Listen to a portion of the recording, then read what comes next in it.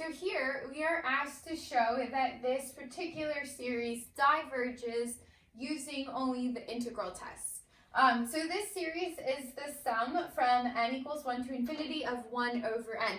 It's actually quite a famous series. It's called the Harmonic Series.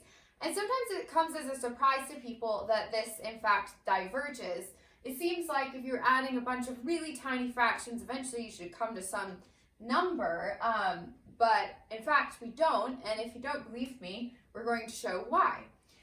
So here we're going to use the integral test. The integral test theorem says that if a function f is continuous, positive, and decreasing on the interval from 1 to positive infinity, and we let our sequence be a sub n equal to f of n whenever n is a positive integer, then the sum converges if and only if the integral from 1 to infinity of f of x dx converges.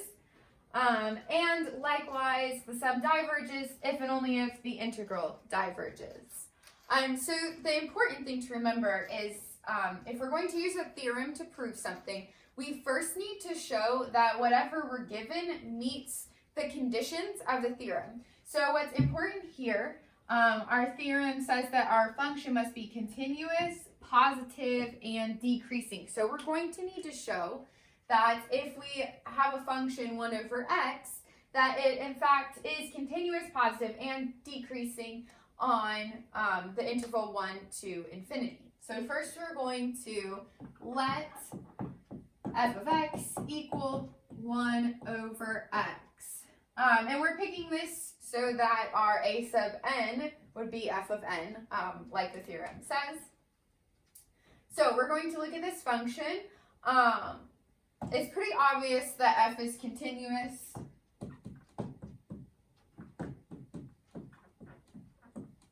On the interval 1 to infinity. So we don't really have anything to show there. There's no reason. The only discontinuity in this function is at 0, because it would make the denominator 0, and since we're only looking at the interval from 1 to infinity, we're good. Alright, so moving on to f being positive. So we want to show that this value is always greater than 0 whenever x is greater than or equal to 1, which is pretty obvious. If we plug a positive number in here, this overall is going to be positive. So we can state 1 over x is greater than 0 for all x greater than or equal to 1. So f is positive on the interval 1 to infinity. All right, so we have f is continuous and f is positive. Lastly, we need to show that this function is decreasing.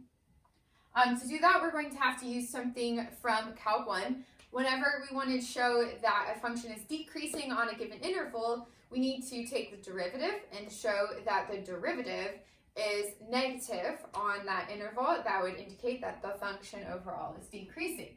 So if we look at f prime of x, that's going to be negative 1 over x squared. And this is less than 0 for all x greater than or equal to 1. So if we plug in 1 or any number greater than 1, in the denominator we're going to get a positive value. And in the numerator, we have negative 1, so this is going to be a negative number. So since the slope is negative, for all values of x greater than or equal to 1, then our function is going to be decreasing on this interval. So we can say, so f is decreasing on the interval 1 to infinity. So now we're going to let a sub n equal f of n, and now we can apply our integral test theorem. And we can use it to see if the integral from 1 to infinity of our function converges or diverges, and that's going to tell us whether or not our sum converges or diverges. So now let's look at the integral of our function from 1 to infinity. So what we should notice about this right away is that this is an improper integral, so we're going to have to use the limit as t goes to infinity of the integral from 1 to t of 1 over x dx.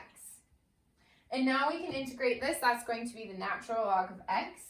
So we have the limit as t goes to infinity of the natural log of the absolute value of x evaluated from 0 to t.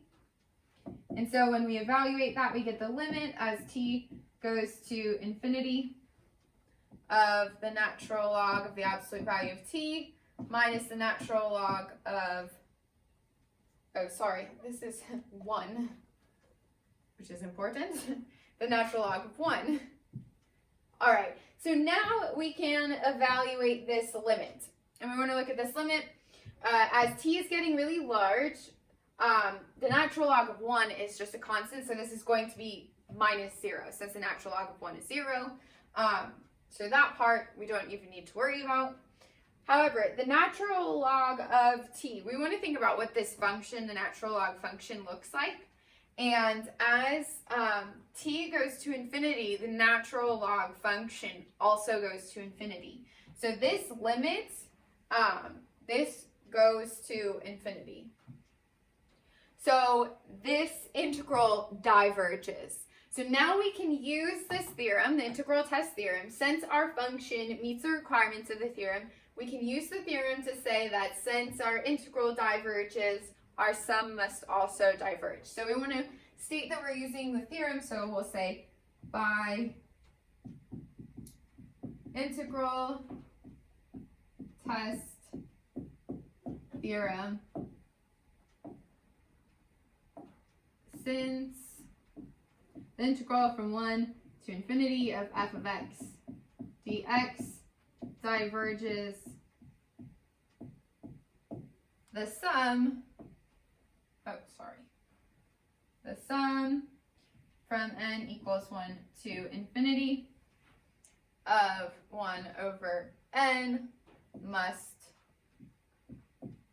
diverge. And so we have shown that this series, the harmonic series, in fact does diverge, and we've done it using only the integral test. Again, in order to use a theorem at any time, we need to make sure that we meet the requirements of the theorem. So first, that's why we proved that our function met the conditions, and then we can use this theorem to show that our series diverges.